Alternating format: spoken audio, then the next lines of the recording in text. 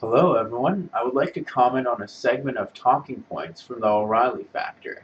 And I, your humble correspondent, am causing trouble once again. Today on The View, the ladies addressed the shootout I had with them last Thursday when I said that building a mosque near Ground Zero is inappropriate because Muslims killed us there. Now, that caused Whoopi Goldberg and Joy Behar to walk off the set. Of course, what I said is absolutely true, but is insensitive to some. In a perfect world, you always say Muslim terrorists killed us, but at this point I thought that was common knowledge. I guess I was wrong. Anyway, the heated controversy continues and goes far beyond me and The View ladies. It has entered the fabric of America. The fact that he states that Muslims attacked us on 9/11 is inappropriate. It is bad for several reasons, but the main issue is that it implies that Islam is a monolith. All religions can be seen like this, but the fact is they are not. Barbara Walters said something interesting today. She said that the nation is very angry. Therefore, commentators must watch the rhetoric. Okay, but my question to Ms. Walters is this. Why is America so angry? There are a number of answers to that question. One of them is that folks are fed up with politically correct nonsense. There's no question there is a Muslim problem in the world. And if the View ladies will not acknowledge that, that's their problem. Because most Americans well understand the danger coming out of the Muslim world. The people are angry because this was a manufactured controversy intended to cause divisions perhaps it is an election year. As far as 1 year back, Laura Ingraham, while guest hosting the O'Reilly Factor, stated Cordova House, now Park 51, was a positive move in her interview with the wife of Imam Rauf. In a non-election year, Fox News supported the initiative. Now in an election year, they pull a 180 and seem to have taken Bill along for the ride. Haha. Let's not forget the effect the Tea Party has had to create the very anger Bill talks about. Muslim world. Ms. Walters went on to say that my statement about the Japanese attacking the USA in World War II is not a valid comparison. I think that what Bill O'Reilly said was totally wrong. I also feel that on his program, when he compared it to Germany and Japan, which he did, and said, well, you wouldn't build monuments, those were countries. They were not religion. Yeah. Well, with all due respect to Barbara Walters, who has handled herself with dignity in this controversy, she is misguided. Over here, Bill does not really address her criticism that it is a false comparison. All he points out is again some Muslims doing bad things in the world. Here in the USA, we're lucky. The vast majority of American Muslims are good citizens and deplore the extreme actions in the Muslim world.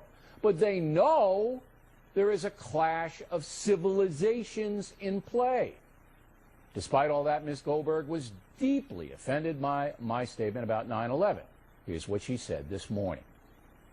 When you say Muslims are responsible for 9/11, does that mean Muhammad Ali? Because Muhammad Ali's a Muslim. Exactly. Does that mean Kareem Abdul-Jabbar? To me, you need to be distinct when you say things like this, because this is a volatile time. You cannot just throw stuff around like that, in my opinion. Now, that statement is worth addressing. No sane individual thinks Muhammad Ali or Kareem Abdul-Jabbar is responsible for 9/11.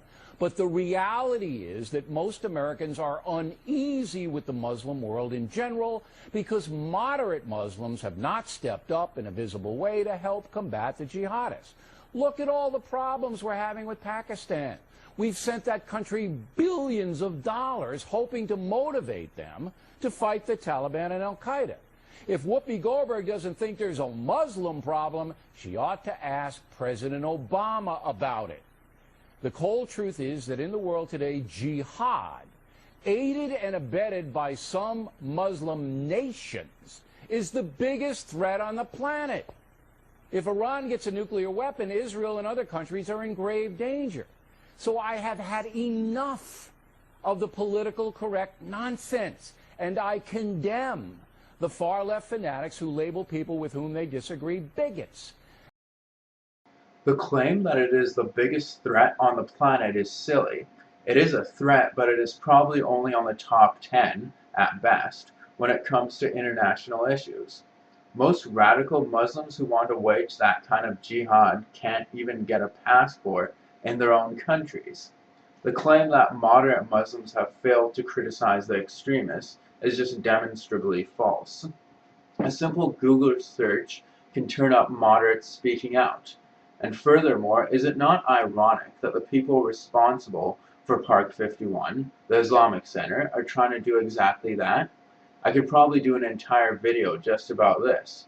The issue boils down to blaming entire groups for the immoral actions of a handful of individuals.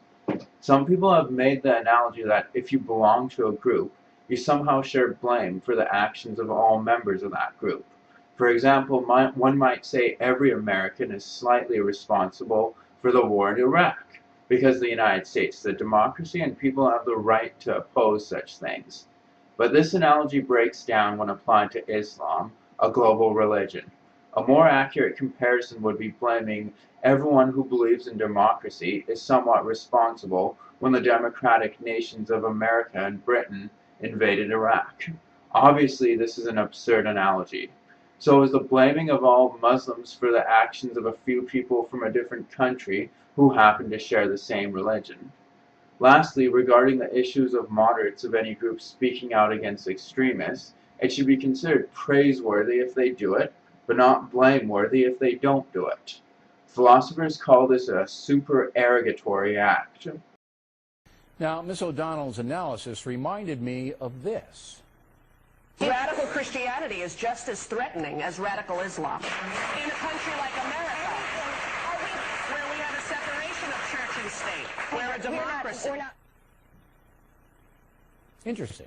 Nobody walked off the set of The View when Rosie O'Donnell said that, did they? This part is just laughable.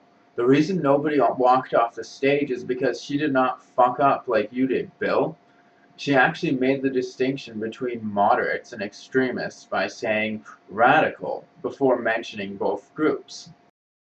Finally, wherever I went this weekend, people were high-fiving me. It was amazing. People yelling out windows, "O'Reilly, keep going." That kind of stuff. Are all these people bigots?